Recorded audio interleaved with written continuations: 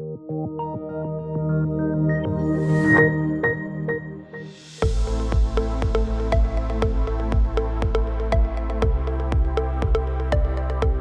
like to welcome everyone to our TMX interview with Mark Weiner. Mark is Chief Insights Officer with CISION, and he and his team are collectively known as CISION Insights. And they help many of the world's greatest companies and brands to demonstrate and generate a positive return on reputation and relationship management. Thank you for being with us today, Mark. You're welcome. Thank you.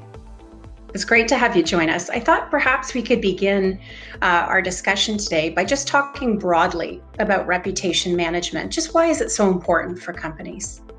Well, reputation casts a halo over those companies who do it right. A good reputation enables a company to charge higher prices in the marketplace, to command lower costs from vendors. Their stock price tends to be higher. Employees tend to be more loyal, and new talent is attracted to the company. Communities are, and stakeholders in general, are more likely to give a company with a good reputation the benefit of the doubt in ways that companies without a good reputation are denied. Yeah, for sure. A whole host of ways. Are there any specific examples that you've come across where you can demonstrate a company that's done a really good job of creating value by managing their reputation? Well, one that comes to mind is Starbucks. Not a client, but Starbucks,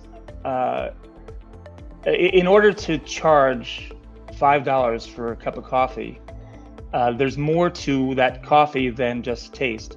There's something that the company represents, and people, and what the company represents is it reflects what their customers care most about.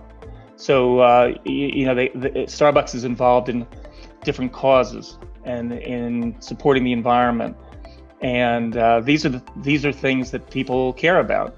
And when making a decision to buy a cup of coffee, the people choose Starbucks for a variety of reasons. But part of what they choose is what the company stands for, and that the company's purpose, and that's often reflected in buying decisions. And I know in our own work at CISION Insights, we want to work with companies with great reputations because it has a halo effect on our reputation. Yeah, definitely. And I was going to say a couple of things about that. One, the $5 coffee, I wish. It seems to be a bit more than that. But secondly, I think that's more important in what we're dealing with COVID right now, and everything that we're seeing. It's becoming even more important, to purchasers and to just the average clientele in general. Maybe you can comment on in a corporation or in a company, who should be responsible? Who's primarily tasked with managing reputation? So there are two parts to that question. Okay. Who is responsible and who is tasked? So I think every employee is responsible for elevating the reputation of the enterprise.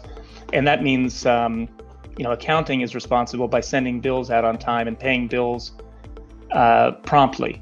Or it involves people on the production floor in a manufacturing plant who take pride in the work and strive for 100% quality, and it involves everybody within the organization. Who is tasked for reputation usually falls upon the CEO and corporate communication or public relations. I can't remember the figure, but a surprising percentage of overall corporate reputation is represented by the CEO. So if the CEO embodies this reputation, the company's reputation is elevated as a result. Similarly, if the CEO has a bad reputation, the company suffers. But when the task is assigned, it usually falls to corporate communication principally in difficult times when the company's dealing with or trying to mitigate a crisis.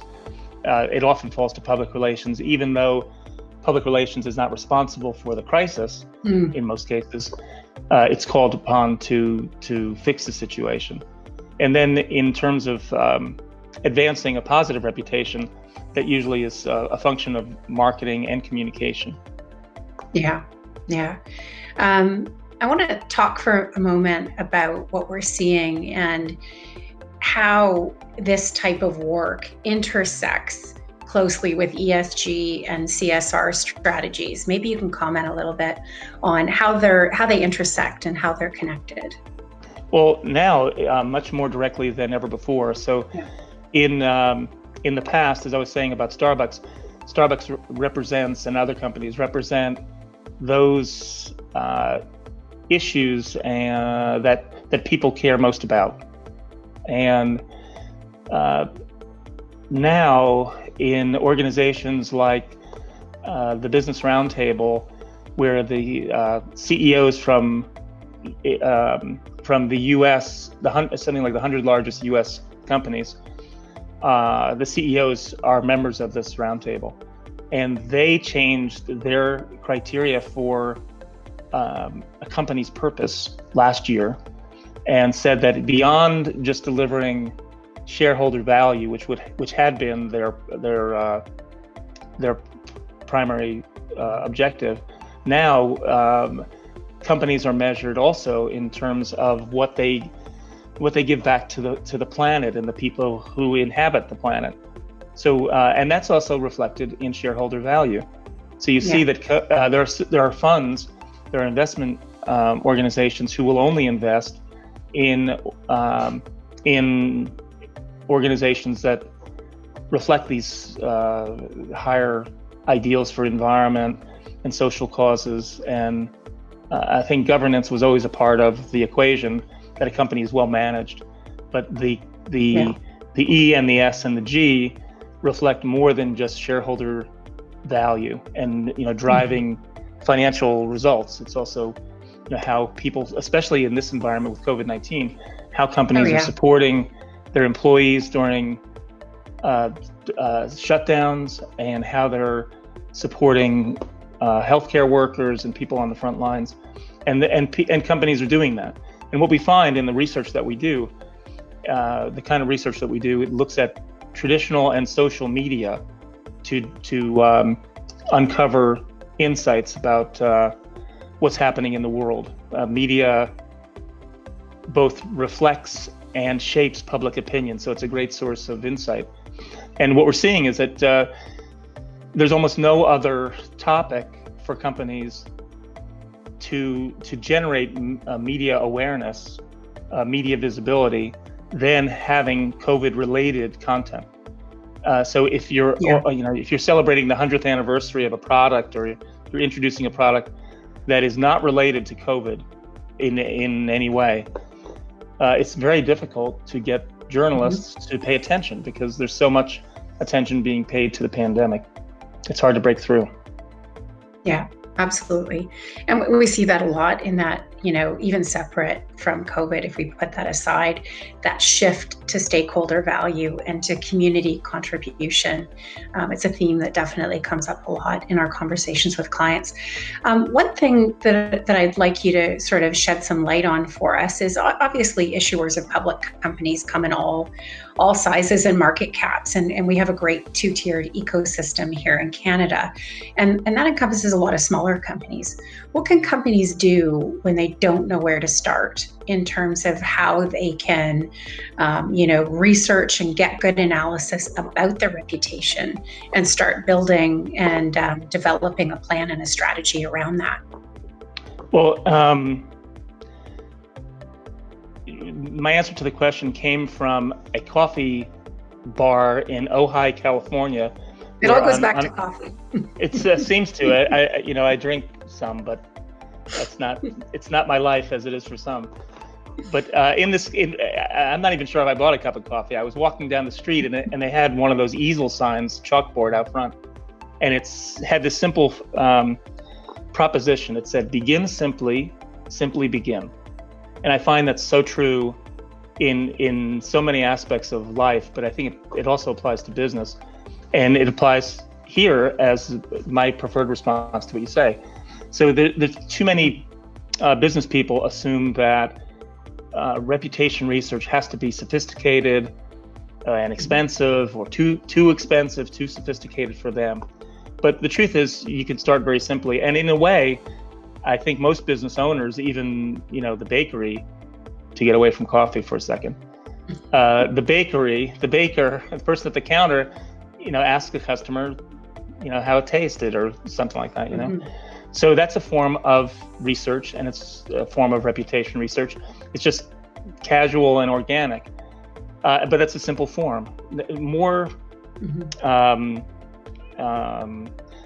are other ways, especially now, because there's so many tools that are available. Some are even free, Google being one, managing one's Yelp reviews or TripAdvisor reviews, whatever, are those are either reputation building or they're reputation teardowns. So there are these simple ways, and I think beyond just simply begin simply is just pay attention. And I think if people are present and recognize the importance of reputation to begin with, they will be more attentive and more responsive when reputation opportunities and challenges arise. The way that we do it, there's two ways principally to do this kind of research. One is using surveys, so getting people's opinions through surveys. The other way is through the media, which is, like I said, the way we do it, and that involves reading traditional media, but in this case, also social media plays a more important role, especially for smaller businesses. Because people talk, in an unfiltered way, in their tweets or in Facebook or in review sites, and it reveals an awful lot. In one case, one of our clients is MasterCard, and MasterCard was at this time pushing mobile payments. So it's like when you hold your phone up at a store, and it was the biggest play for the company that year. And what we found was that while there was an extraordinary amount of interest in mobile payments, there were certain criticisms that were emerging through this social media. One of which was data security, that people didn't feel comfortable holding their phone up in a public place. And the second was that certain types of transactions, principally in taxi cabs and at fast food restaurants, were particularly difficult. Now, at the time, the company was planning a mass market advertising campaign, which would have been contradicted by this research. And this was 80,000 tweets that we collected where people were expressing their opinions. And so the public relations team at MasterCard recognized that this was a reputation risk, and they spoke to the developers about this technology. And the developers confessed that they had developed the technology for consumers, not for merchants, and especially not for this sort of high pressure, fast transaction merchant like a fast food restaurant or a taxi cab. And they're not particularly tech savvy, so they redid the technology to suit these merchants. And they also recognized that the company had always had a policy about fraudulent purchases. So data security shouldn't feel like a risky proposition, because the company would refund the money if you could show that it was a fraudulent transaction. So in the day, they also had planned this. I told you, this big advertising campaign that they postponed. So in that time, they fixed everything, and then within a few months, everybody was very positive, no complaints anymore. Everybody's very positive, and that was revealed through social media, not through a survey, but through social media alone. So that's a relatively inexpensive way to uncover this sort of reputation insight and to provide a foundation for decision making and execution. Yeah, and there's no doubt there's so much data that's available. And I know that CISION has a great way to access that and provide some analytics on that for companies. So sadly, our time has come to an end. I just want to thank you, Mark, on behalf of our 32 or more than 3,200 public companies on TSX and TSXV. This is a really important issue. And as we navigate, really challenging times, it's really, really important that companies are really looking at this and examining the ways that they can be best in class. And whether you're the top 100 companies listed in the US or you're one of our 3,200, we thank you for the insights that you shared and for the workshops that you're doing with our clients. And we want to thank all of our viewers, and we want to say that we wish everyone well. Thank you. Thank you.